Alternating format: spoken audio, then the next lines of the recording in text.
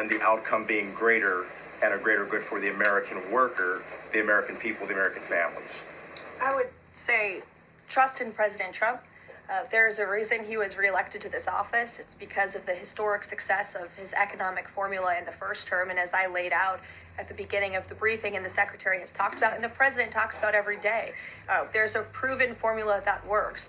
Massive deregulation, energy independence, and tax cuts, which are coming. And the secretary is working very hard on that with our counterparts on Capitol Hill.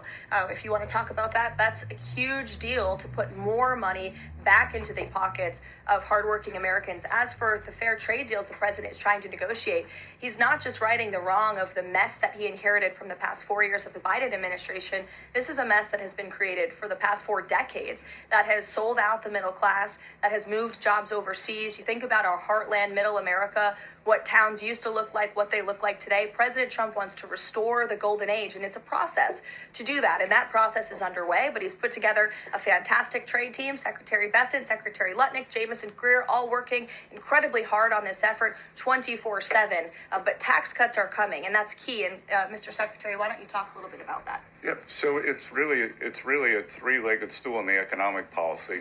It's trade, it's tax, and it's deregulation. So we are in the midst of addressing, as Caroline said, these long-term trade imbalances. The tax bill is going much better than I would have thought when I took office on January 28th. And that's through President Trump's leadership. That Speaker Johnson, Leader Thune are united. Speaker Johnson, we had a very good meeting yesterday with somebody called the Big Six, NEC Director Kevin Hassett, myself, Speaker Johnson, Leader Thune, Committee Chairman Jason Smith, and Senator Crapo.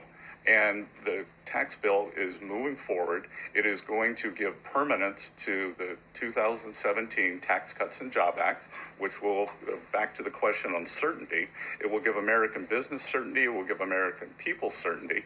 And then President Trump is also adding the things for working Americans that is talked about earlier: no tax on tips, no tax on overtime, no tax on Social Security, making auto payments deductible. So that will substantially address the affordability crisis.